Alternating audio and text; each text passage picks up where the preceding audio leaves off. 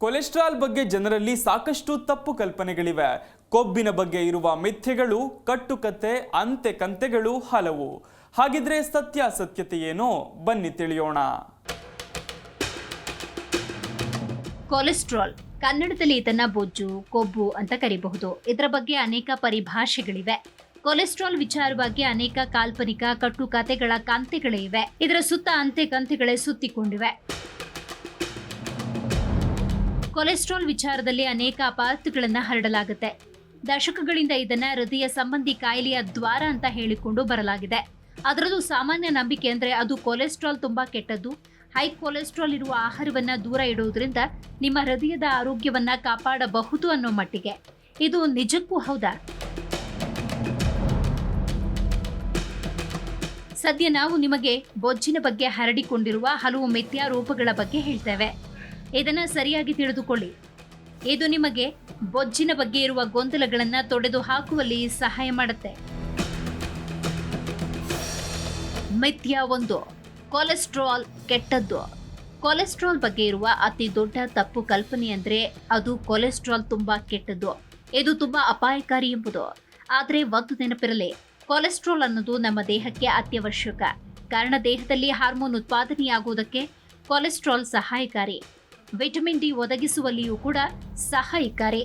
ಇದು ಮೆದುಳಿನ ಕಾರ್ಯವ್ಯವಸ್ಥೆಯನ್ನ ಸುಧಾರಿಸುವುದಕ್ಕೆ ಅವಶ್ಯಕ. ಮಿಥ್ಯ 2, ಫ್ಯಾಟಿ ಫುಡ್ ಸೇವಿಸುವುದರಿಂದ ಕೊಲೆಸ್ಟ್ರಾಲ್ ಜಾಸ್ತಿ. ಆಧುನಿಕ ಸಂಶೋಧನೆಗಳು ಆಹಾರ ಕ್ರಮದಲ್ಲಿ ಕೊಲೆಸ್ಟ್ರಾಲ್ ಹೆಚ್ಚಾದ್ರೆ ಅದು ರಕ್ತದಲ್ಲಿ ಬೊಜ್ಜಿನ ಅಂಶವನ್ನ ಹೆಚ್ಚಿಸುತ್ತೆ ಎಂದು ಬಹಳ ಜನರನ್ನ ನಂಬಿಸಿದ್ದಾರೆ. ನೀವು ಹೆಚ್ಚು ಕೊಲೆಸ್ಟ್ರಾಲ್ ಆಹಾರವನ್ನ ಸೇವಿಸಿದ್ರೆ ದೇಹವು ಹೆಚ್ಚು ಕೊಲೆಸ್ಟ್ರಾಲ್ ಉತ್ಪಾದನೆ ಮಾಡುತ್ತೆ.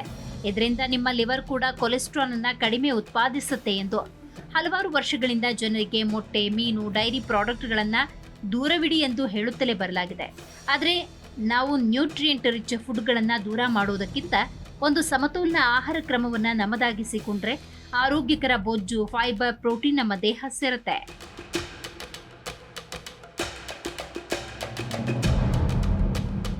ಮಿಥ್ಯ 3, ಹೆಚ್ಚಿನ ಬೊಜ್ಜು ಹೃದಯದ ಅನಾರೋಗ್ಯಕ್ಕೆ ಕಾರಣ.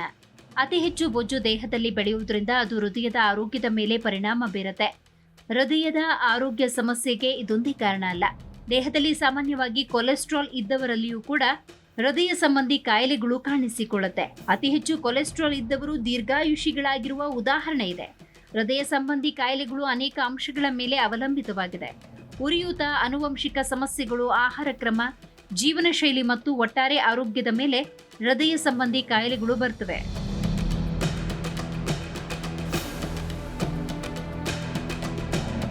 ಮಿಥ್ಯ 4, ದಡುತಿ ದೇಹ ಇದ್ದವರಿಗೆ ಮಾತ್ರ ಕೊಲೆಸ್ಟ್ರಾಲ್ ಹೆಚ್ಚು. ಅನೇಕ ಕಟ್ಟುಕತೆಗಳಲ್ಲಿ ಇದು ಕೂಡ ಒಂದು. ಸ್ಥೂಲಕಾಯ ಅಂದ್ರೆ ಅತಿಯಾಗಿ ದಪ್ಪ ಇರುವವರಲ್ಲಿ ಮಾತ್ರ ಕೊಲೆಸ್ಟ್ರಾಲ್ ಹೆಚ್ಚಾಗಿ ಇರುತ್ತೆ ಅನ್ನೋದು ಕಲ್ಪನೆ. ಆದ್ರೆ ಅದು ನಿಜವಲ್ಲ. ಸಣಕಲು ದೇಹದವರಲ್ಲೂ ಕೂಡ ಅತಿಯಾದ ಕೊಲೆಸ್ಟ್ರಾಲ್ ಇರುವುದು ಕಂಡುಬಂದಿದೆ. ಆನುವಂಶಿಕವಾಗಿಯೇ ಬಡಕಲು ದೇಹದವರಲ್ಲೂ ಕೊಲೆಸ್ಟ್ರಾಲ್ ಅತಿಯಾಗಿ ಇರುತ್ತೆ. ದೇಹದ ತೂಕಕ್ಕಿಂತ ನಿರಂತರ ಆರೋಗ್ಯ ತಪಾಸಣೆ ಇಲ್ಲಿ ಮುಖ್ಯವಾಗುತ್ತೆ. ಕೇವಲ ತೂಕ ಹೆಚ್ಚಿಗೆ ಇರುವುದರಿಂದ ಮಾತ್ರ ಕೊಲೆಸ್ಟ್ರಾಲ್ ಹೆಚ್ಚು ಇರುವುದಿಲ್ಲ. ಮಿಥ್ಯ 5, ಮೊಟ್ಟೆಯ ಹಳದಿ ಭಾಗ ಕೊಲೆಸ್ಟ್ರಾಲ್ ಹೆಚ್ಚಿಸುತ್ತೆ. ಮೊಟ್ಟೆಯಲ್ಲಿರುವ ಹಳದಿ ಭಾಗದಿಂದ ದೇಹದಲ್ಲಿ ಕೊಲೆಸ್ಟ್ರಾಲ್ ಹೆಚ್ಚಾಗುತ್ತೆ ಎಂಬ ಪರಿಕಲ್ಪನೆ ಅನೇಕ ವರ್ಷಗಳಿಂದಲೂ ಇದೆ. ಹೀಗಾಗಿ ಅನೇಕ ಜನ ಮೊಟ್ಟೆಯನ್ನು ತಿನ್ನುವಾಗ ಹಳದಿ ಭಾಗವನ್ನು ತೆಗೆದಿಟ್ಟು ಮೊಟ್ಟೆಯನ್ನು ಸೇವಿಸ್ತಾರೆ. ಮೊಟ್ಟೆಯ ಹಳದಿ ಭಾಗ ರಕ್ತದಲ್ಲಿ ಕೊಲೆಸ್ಟ್ರಾಲ್ ಅಂಶವನ್ನು ಹೆಚ್ಚಿಸುತ್ತೆ ಎಂಬ ಪರಿಕಲ್ಪನೆ ಇದೆ. ಆದರೆ ಆ ಹಳದಿ ಭಾಗ ಅನೇಕ ಪೋಷಕಾಂಶಗಳನ್ನು ಹೊಂದಿದೆ. ಕೊಲೈನ್, ವಿಟಮಿನ್ ಡಿ, ಪೌಷ್ಟಿಕಾಂಶ ಇರುತ್ತೆ. ಮೊಟ್ಟೆಯಲ್ಲಿ ದೇಹದಲ್ಲಿ ಒಳ್ಳೆಯ ಕೊಲೆಸ್ಟ್ರಾಲ್ ಅನ್ನು ಉತ್ಪಾದಿಸುವ ಶಕ್ತಿ ಇದೆ. ಇದು ಕೊಲೆಸ್ಟ್ರಾಲ್ ಸಮತೋಲನವನ್ನು ಕಾಪಾಡುವಲ್ಲಿ ಪ್ರಮುಖ ಪಾತ್ರ ವಹಿಸುತ್ತೆ. ಮಿಥ್ಯ 6, ಕೇವಲ ಸ್ವ್ಯಾಟಿನ್ಗಳು ಮಾತ್ರ ಕೊಲೆಸ್ಟ್ರಾಲ್ ಕಡಿಮೆ ಮಾಡುತ್ತವೆ. ಸ್ವ್ಯಾಟಿನ್ಸ್ಗಳು ಕೊಲೆಸ್ಟ್ರಾಲ್ನ ಕಡಿಮೆ ಮಾಡುವುದಕ್ಕೆ ಸಾಮಾನ್ಯವಾಗಿ ವೈದ್ಯರು ಬರೆಯುವ ಔಷಧಿಗಳು. ಆದರೆ ಕೊಲೆಸ್ಟ್ರಾಲ್ ನಿಯಂತ್ರಣಕ್ಕೆ ಇದೊಂದು ಪರಿಹಾರ ಅಲ್ಲ. ಕೆಲವು ಸಮಯದಲ್ಲಿ ಇವುಗಳ ಅವಶ್ಯಕತೆ ಇರುವುದು ಹೌದು, ಆದರೆ ಇವೇ ಅಂತಿಮ ಪರಿಹಾರ ಅಲ್ಲ. ಇವುಗಳಿಂದ ಸ್ನಾಯು ನೋವು, ಲಿವರ್ ಹಾನಿಯಂತಹ ಅಡ್ಡ ಪರಿಣಾಮಗಳು ಉಂಟಾಗುತ್ತೆ. ಹೀಗಾಗಿ ಹೆಚ್ಚು ಫೈಬರ್ ಅಂಶಗಳುಳ್ಳ ಆಹಾರ ಸೇವನೆ, ನಿತ್ಯ ವ್ಯಾಯಾಮ, ಅತಿ ಹೆಚ್ಚು ಸಕ್ಕರೆ ಸೇವನೆಯನ್ನ ನಿಲ್ಲಿಸೋದು ಮತ್ತು ಒತ್ತಡವನ್ನ ಕಡಿಮೆ ಮಾಡಿಕೊಳ್ಳುವುದರಿಂದ ಬೊಜ್ಜಿನ ಅಂಶವನ್ನ ಸುಧಾರಿಸಬಹುದು. ಮಿಥ್ಯ 7 ಸಸ್ಯಾಹಾರ ಕೊಲೆಸ್ಟ್ರಾಲ್ ಅನ್ನ ನಾಶ ಮಾಡುತ್ತೆ. ಅನೇಕ ಜನ ಸಸ್ಯಾಹಾರದ ಮೊರೆ ಹೋಗೋದ್ರಿಂದ ನಾವು ಬೊಜ್ಜನ್ನ ಕರಗಿಸಬಹುದು ಅಂತ ನಂಬಿದ್ದಾರೆ. ಇದರಿಂದ ದೇಹದಲ್ಲಿ ಕೆಟ್ಟ ಕೊಲೆಸ್ಟ್ರಾಲ್ ಸಂಪೂರ್ಣವಾಗಿ ನಾಶವಾಗಿ ಹೋಗುತ್ತೆ ಅನ್ನೋ ನಂಬಿಕೆ ಇದೆ.